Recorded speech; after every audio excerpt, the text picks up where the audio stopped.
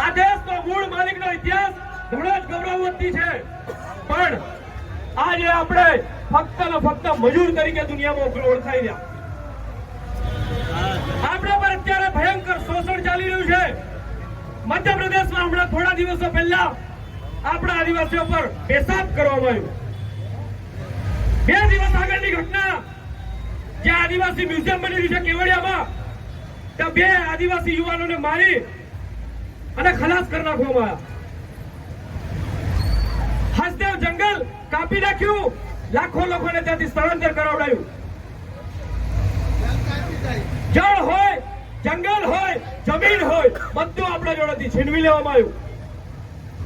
મોટા મોટા ડેમ બાંધવામાં આવ્યા, પણ પાણી આપવામાં નહીં આવ્યું. જમીનો આપણી, જંગલ આપણા, વિસ્તાર આપણા ડૂબ્યો, આપણા લોકોએ સ્થળાંતર કર્યું, પણ એનો મુઆવજો નથી મળ્યો ત્યાર સુધી. મણિપુરમાં આપણી મા બેન દીકરીઓને, સાંભળજો, આપણી મા બેન દીકરીઓને કપડા વગર નગ્ન કરી અને પરેડ કાઢવામાં આવી રહી છે. આવી આપણી આજની પરિસ્થિતિ છે. વિશ્વ આદિવાસી દિવસ ફક્ત નાચવા માટે નથી કાઢ્યો, એટલું કહેવા માંગુ છું તમને.